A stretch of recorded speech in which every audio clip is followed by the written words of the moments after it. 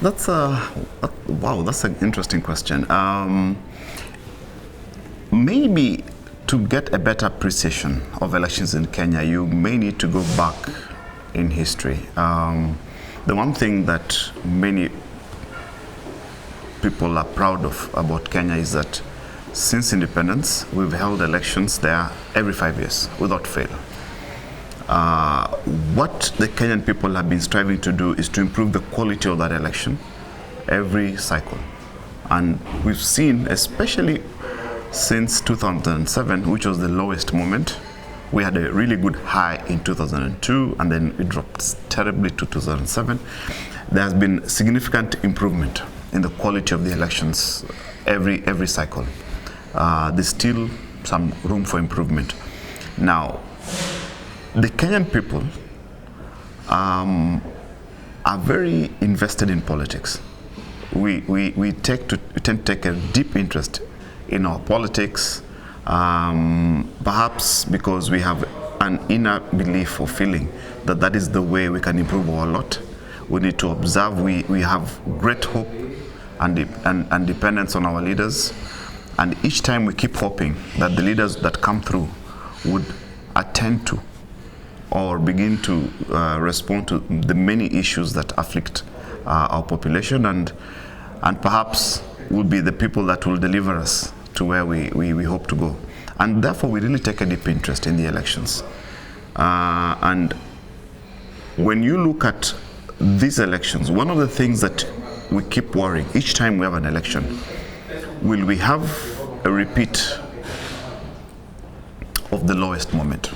So one of the key questions that keep coming to mind every time we have elections in Kenya is this the election that will take us back to 2007? Are all the threats, all the issues that we experienced behind us? Kenya is a country that's made up of several ethnic groups, 42, and elections tend to be very hotly contested.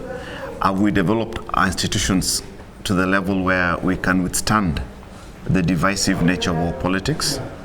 And therefore that tends to bring a lot of attention, both internally and around the region.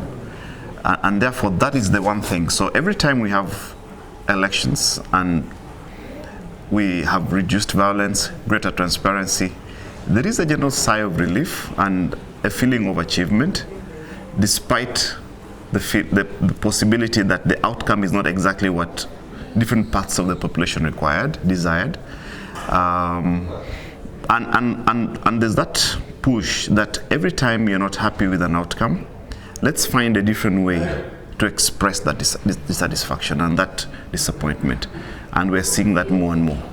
So maybe that is why some people refer to the past elections as the miracle, the Kenyan miracle. There were challenges here and there, and Kenya seemed to stand after that period of elections.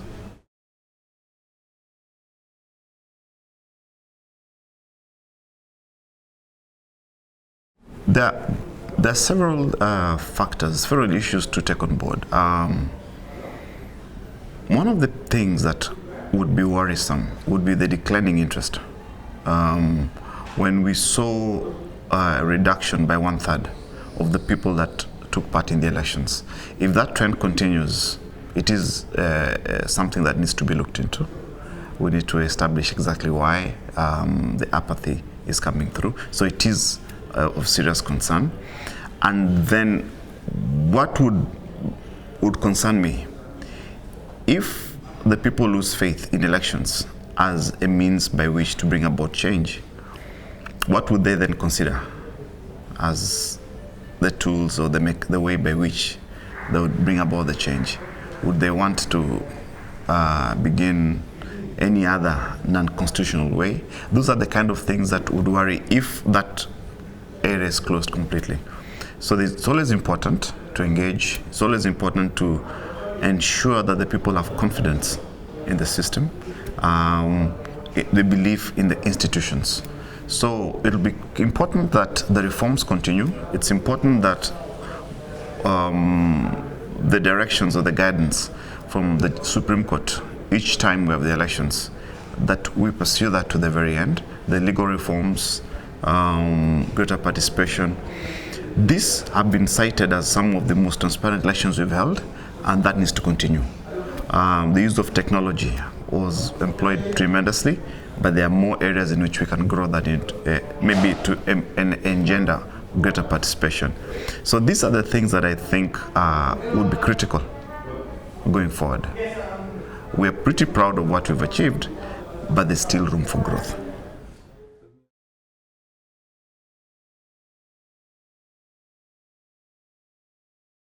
All right. That's a heavily packed question. I would like to... Now, there's the global trend of increased nationalism. When you look, whether it's in Asia, Europe, maybe as a manner in which the countries are coping with the enhanced globalization, the technology, making this a global village. So most of the people around the world are reacting to these changes, to this new situation with greater nationalism, and therefore having more divisive societies. But what's holding them together is that they have strong institutions they can fall back to. So, and the situation in Africa is slightly different. We are in the process of building our institutions. So many times this divisive politics really pushes those institutions to the limit. Now, I remember having a conversation once with corporate members in Ethiopia, and we were discussing how well or what our interest in at the AU at the time was in promoting integration of the continent, working with the regional groupings. And some of the business people stood up and said, I mean, this sounds all good, but don't you think you should really find a way to focus on greater integration within our countries first before you go out? And that's one thing we all are aware of the manner in which we are divided and so on, but we don't put enough emphasis on the need to have deliberate integration within our countries. And therefore what we have is nationalities that are put together in a common territory, and who then see their only hope for advancing their interests in controlling power. And when they're not included in the government, and so when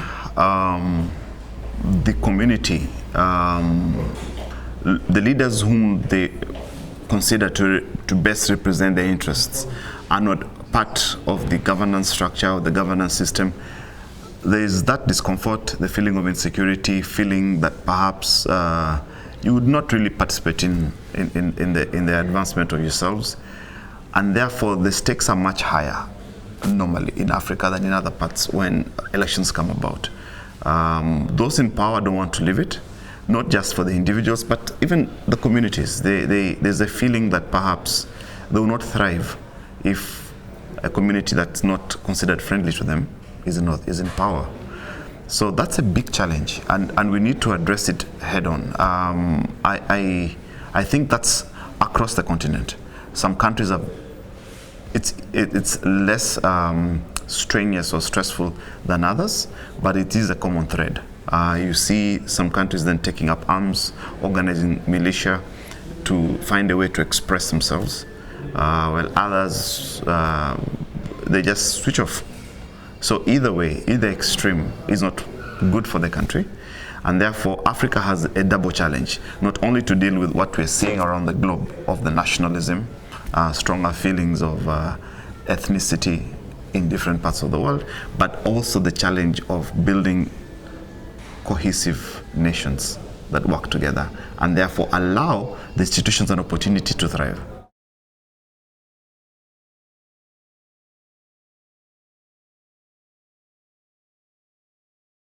That's a question that requires deeper reflection, and it's one that has plagued many institutions across the continent.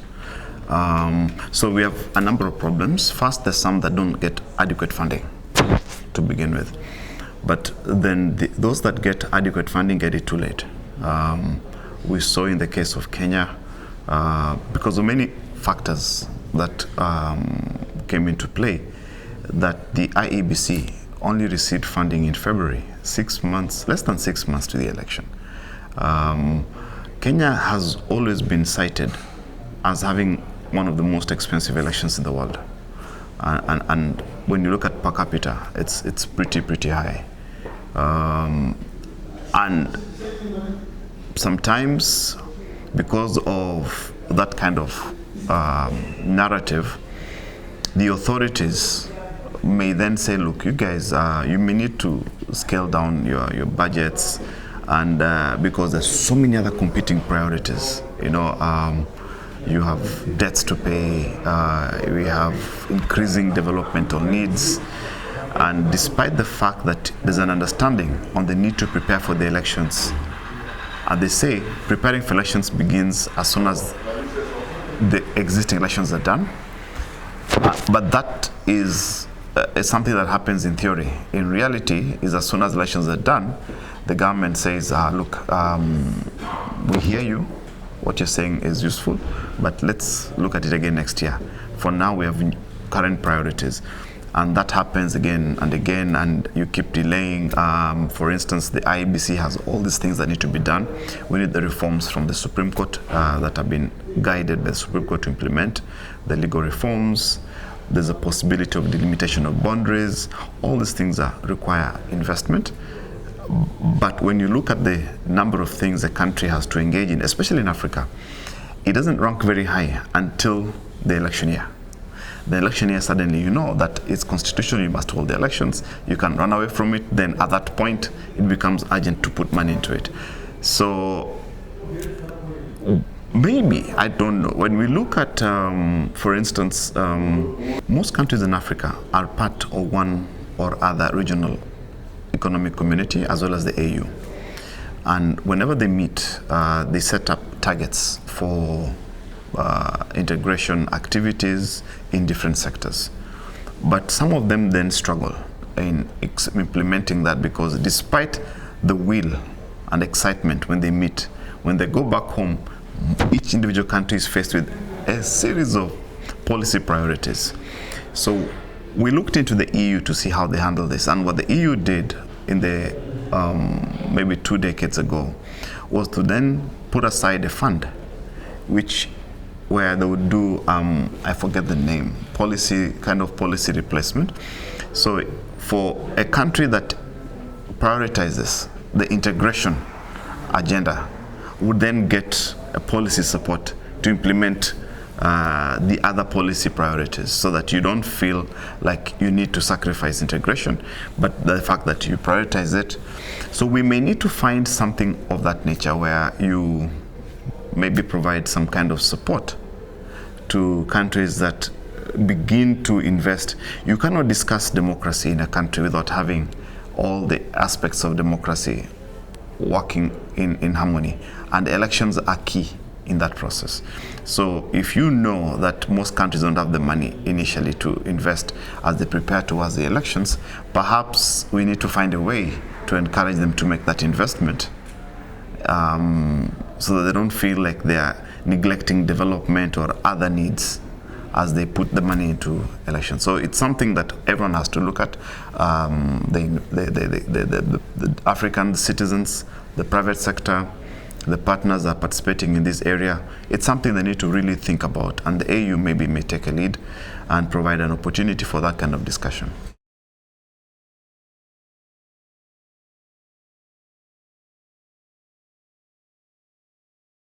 When you look at the African continent, there are different ways in which each country is handling the issue of elections. So, and I think it is almost relative to the priority that country places on elections.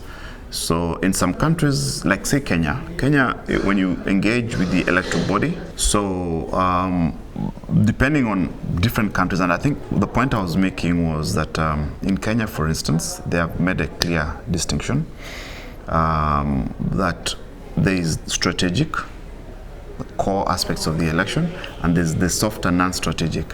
So in terms of support, the entire core election is fully funded by domestic resources. They do not allow partner support in the core. So when it comes to ballot papers, registration, printing any documents that relate to the elections, that must be funded by the public funds. In terms of civic education, voter education, inclusivity. For instance, in Kenya, there's a focus now to try and strengthen the role of the youth, people with disabilities, and women in elections. And in that area, there are programs which encourage them. So these are considered the softer side, and partners are encouraged to put some money into that. But in terms of the core election, the technology, buying it, and the rest is fully funded by the public funds. So, and that's for Kenya. But if you go across to other countries, like in the neighborhood, almost it's the other way around, where almost 80% of the funds are all partner funds, and therefore, while it's helpful that countries get the support that they need from partners, it also tends to show the level of importance a country attaches to the elections, and its willingness, to prioritize its reform. Now, moving across then to campaign financing, this is a very difficult subject to deal with. Going back to the structural nature of our elections and our society, and the way different groups view being in power as a manner in which they enhance their interests, their self-interest, and therefore, to get to power, there's the feeling that you must invest in it. You must invest in that process. And therefore, the big challenge that we find is this. There's a push for greater legislation, for instance in Kenya, for campaign financing, to ensure greater transparency and accountability. But then you are trying to do this against leaders who are elected through that system. It is said that it's very difficult. It's like chopping the ladder that got you up to the place. So it's good in theory, but in practice, it's very hard to see come through because many leaders see it as suicidal. If you cut off this means by which they come to power, how then do so? A balance has to be found. How do you get this? An attempt has been made in Kenya, for instance, to give greater financing, public financing, to parties. Maybe that's the way to go. A lot of the funds currently are being used for the political activities in the period between the elections, but there isn't enough to provide support for the political activities, the campaign activities, and so on. So maybe some more effort needs to be put into that. I don't have an answer. It's a difficult subject. It's one that we are focused on working with different actors, and hopefully we can find a way forward on it.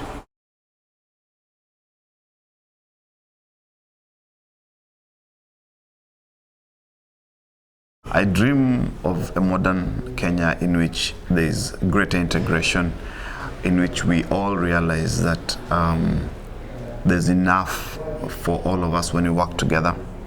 There is space for everyone, and not just within the country, but to strengthen Kenya to be an active member, an active and constructive member of the region within East Africa and Central Africa and beyond. As it is, our sporting brothers and sisters have shown us the way. When you look at our athletes, when we put our minds to something, we can be world beaters. In athletics, in the marathons, the rugby, with a bit of effort, we rose to the top. We actually won one of the Safari Sevens, the 7-a-side world tournament. When you look at in the past, our hockey, cricket, so our sports people have shown that with some effort we could really compete with the best. we need to fix our governance. And my dream and vision is the time when we can actually have strong institutions, national traditions, country that is enabling to everyone, rather than as seen as a tool to empower, rather than power as or the state institutions as empowering tools for individuals, and it's possible. It's very possible. I think we've seen leaders emerge in different parts of the country, and given space, they've done a lot with little. So it's something that we need to find the formula, but it can be done. It can be done. It can be done, and I think by building strong institutions, we will get there. And traditions, those go together. Strong traditions of democracy, of greater participatory governance, and an enabling environment.